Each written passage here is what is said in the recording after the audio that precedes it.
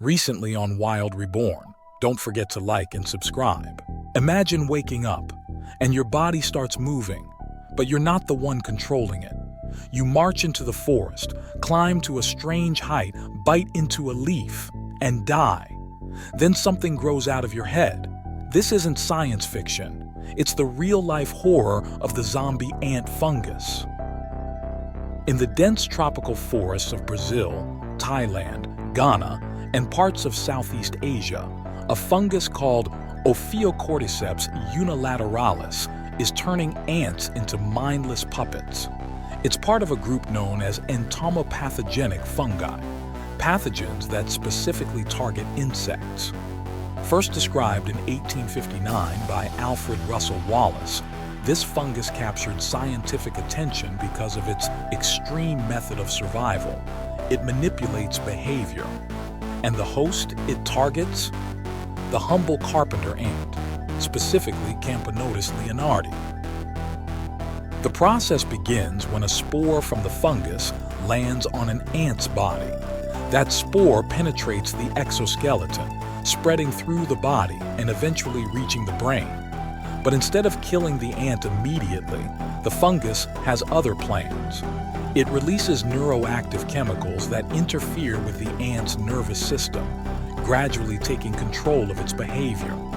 The infected ant leaves its colony and climbs up vegetation to a specific height, usually around 25 centimeters above the forest floor. There, it performs its final act, biting down onto a leaf or twig in what scientists call the death grip. Once secured, the ant dies, but the fungus lives on. Over the next few days, a stalk-like structure, the fungal fruiting body, emerges from the back of the ant's head or neck. This structure begins to release new spores into the environment, falling onto the forest floor where more ants might be passing by.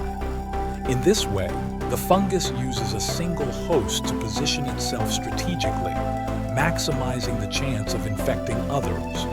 It's a remarkable, if chilling, example of evolutionary adaptation.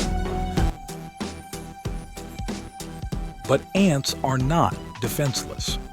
Over time, colonies have evolved strategies to detect and isolate infected members. If a worker ant starts acting abnormally, nestmates will remove it from the colony, often carrying it far away to prevent the spread of infection. In some cases, infected ants are killed preemptively to protect the group. This has led to a long evolutionary standoff between parasite and host, a biological arms race where both fungus and ant continuously adapt to outmaneuver the other.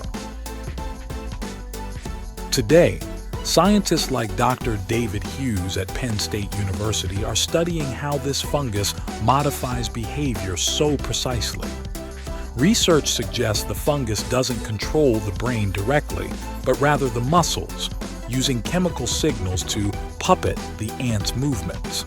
Insights from these studies could help us better understand neural manipulation, potentially informing new research in neuroscience, behavior modification, and even biotech applications. Nature, as it turns out, may hold the key to decoding the brain in the most unexpected ways. The zombie ant fungus is more than a horror story.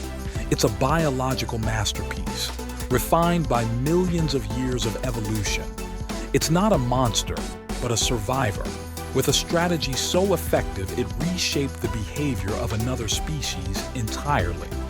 It reminds us just how complex and sometimes unsettling nature can be. Even in the quietest parts of the forest, life and death are locked in a dance far stranger than fiction. Fascinated by creatures that defy the rules of life? Then you won't want to miss what's next. Click now to discover the immortal jellyfish, a creature that may never die, or dive into the world of the axolotl, the animal that can regrow its brain, spine, and limbs. Wild Reborn continues, and this is just the beginning.